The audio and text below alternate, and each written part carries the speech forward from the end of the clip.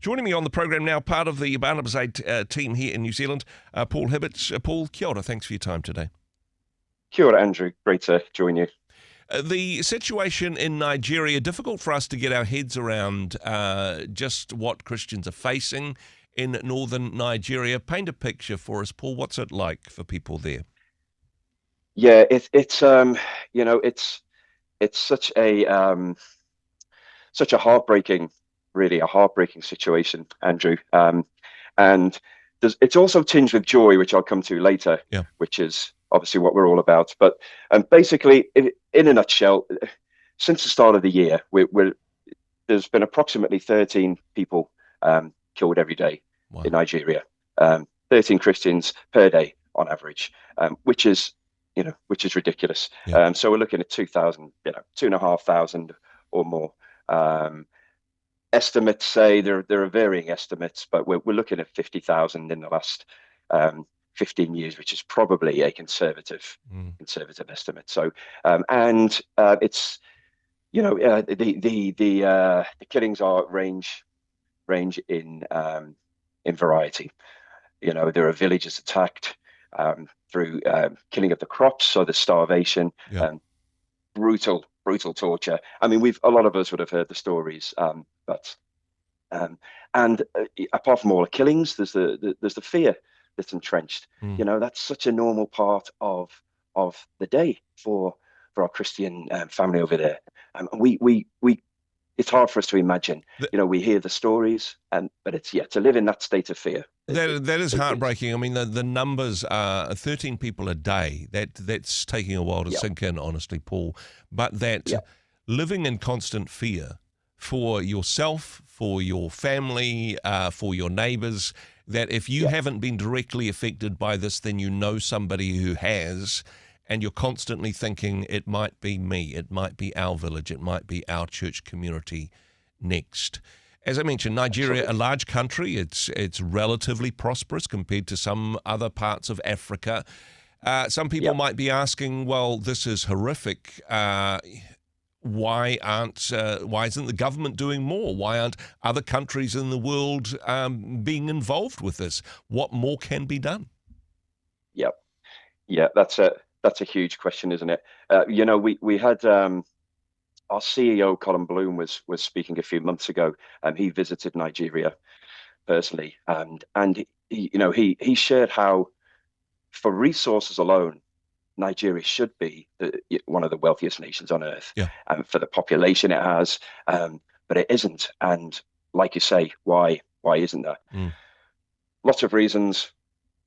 Corruption is obviously endemic to a degree, and it's interesting.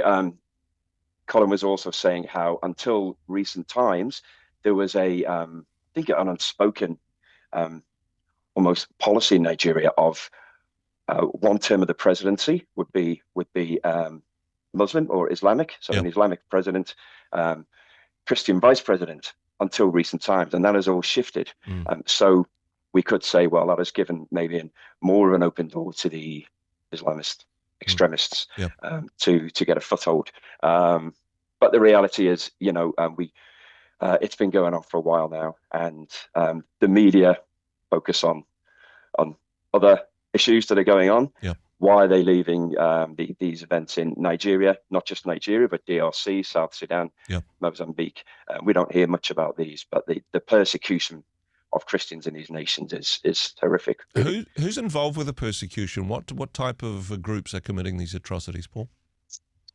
Yeah, well, we've got and you can see this on our website. We have this um, really powerful video called Faith in the Fire. There's also a documentary that accompanies it, or you can listen as a podcast. Hmm. But there's pretty much five main groups, certainly in sub-Sahara Africa, Andrew. But the biggest ones we know of in Nigeria are the Fulani and Boko Haram. Hmm. And these Boko Haram generally are the ones we hear about the most. Yeah. And you've got ISIL that's had a foothold there. You've got Al Qaeda. Boko Haram, interestingly, I didn't know this until last week. It actually means, and just refer to my notes, make sure I get it right. It actually means unacceptable Western education. Okay. So that's what Boko Haram means. Boko is the Western education. Haram, not acceptable. Mm-hmm. So anyone that this group sees as advocating this or this is why they're attacking schools. They're kidnapping schoolgirls. This is the focus of their attention. But and these are groups that. That when the troops do turn up, they just disappear back into the bush. They disappear back across the porous northern borders into other Islamist countries. Yep, correct, absolutely. And interestingly, of course, we've all heard of the Chibok schoolgirls kidnapped, many years ago. The good news is there is good news, and it's great to report on it. And whilst there are still many that haven't returned. There are some really good stories of some of the schoolgirls returning. Bring us some of again, that. Bring us some of that hope, Paul. What are some of the good news that's come from this area recently? Yeah, well, there's one girl, Andrew, called Mercy, and again, she's on she's mentioned it in the Faith in the Fire video, and she returned after 9 years. Everyone had given up hope. Wow. Obviously, her parents and family had given up hope, and let's say it was a God-given opportunity for her to escape. She had 3 children, which she'd had with a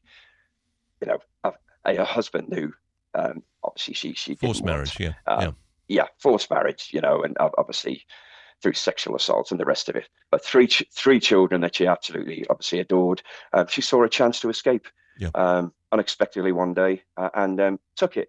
And almost miraculously, if you've watched that story, she made it back.